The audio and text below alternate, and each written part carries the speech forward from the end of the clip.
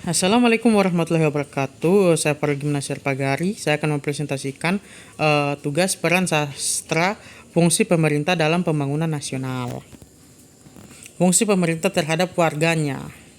Mewakili kepentingan rakyat, pemerintah bertugas untuk mewakili dan mengadvokasi kepentingan rakyat di tingkat nasional dan internasional.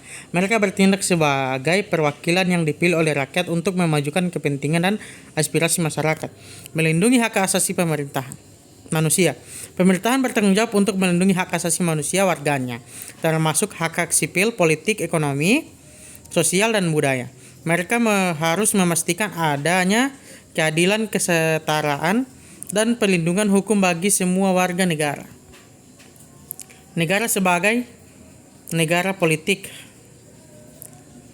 Kedaulatan negara politik memiliki kedaulatan yang merupakan otoritas tertinggi di wilayahnya. Negara memiliki kekuasaan untuk membuat undang-undang dan mengambil keputusan politik, menjaga ketertiban dan melindungi kepentingan nasional. Konstitusi. Negara politik didasarkan pada konstitusi yang merupakan hukum dasar negara. Konstitusi ini menetapkan struktur pemerintahan, hak-hak dan kewajiban warga negara, serta pembagian kekuasaan antar institusi-institusi pemerintahan. Negara sebagai negara kesejahteraan. Sebuah negara kesejahteraan adalah suatu negara yang bertanggung jawab untuk menyediakan kesejahteraan ekonomi dan sosial bagi warganya. Konsep negara kesejahteraan melibatkan intervensi aktif dari pemerintah dalam mengelola ekonomi dan memberikan perlindungan sosial kepada warga negara. Negara sebagai negara administratif. Negara sebagai negara administratif atau sering disebut dengan negara administratif adalah suatu konsep yang mengacu pada